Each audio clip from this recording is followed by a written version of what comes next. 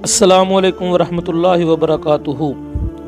ناظرین اکرام، آج ہم آپ کے سامنے حضرت حوا، آپ کی پیدائش اور حضرت آدم علیہ السلام سے آپ کی شادی کا واقعہ بیان کریں گے۔ جب حضرت آدم علیہ السلام کو فرشتوں نے سجدہ کیا اور ابلیس انکار و تکبر کی وجہ سے مردود ہو گیا، تو حضرت آدم علیہ السلام جو خاک سے پیدا ہوئے تھے، آپ کا جنت میں کوئی ہم جنس نہ تھا، کیونکہ فرشتے علیحدہ جنس تھے۔ اس لیے اللہ تعالیٰ نے آپ پر نیند کو مسلط کیا، پھر آپ کی بائیں پسلی سے حضرت حوا علیہ السلام کو پیدا کیا اور اس کی جگہ گوشت رکھ دیا گیا۔ جب آپ بیدار ہوئے تو آپ نے اپنے سر کے پاس حضرت حوا کو بیٹھے ہوئے پایا۔ پوچھا کہ کون ہو؟ تو انہوں نے کہا کہ میں عورت ہوں۔ پھر آپ نے کہا کہ تمہیں کیوں پیدا کیا گیا؟ تو انہوں نے عرض کیا تاکہ مجھ سے سکون حاصل ہو۔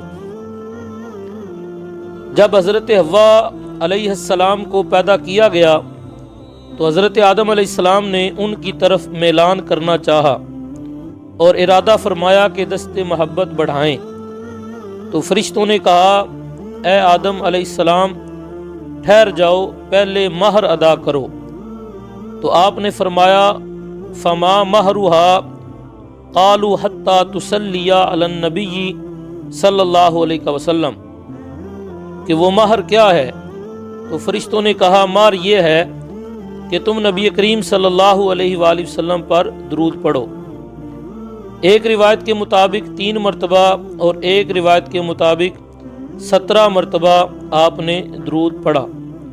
یعنی اس سلسلہ میں اتفاق ہے کہ حضرت آدم علیہ السلام کا مہر یہی تھا کہ وہ نبی علیہ السلام پر درود پاک پڑھیں۔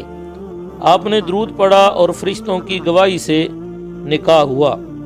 اس سے یہ بھی پتہ چلا کہ بے شک نبی علیہ السلام ہر موجود چیز کے لیے وسیلہ ہیں، یہاں تک کہ آپ اپنے باپ حضرت آدم علیہ السلام کا بھی وسیلہ ہیں۔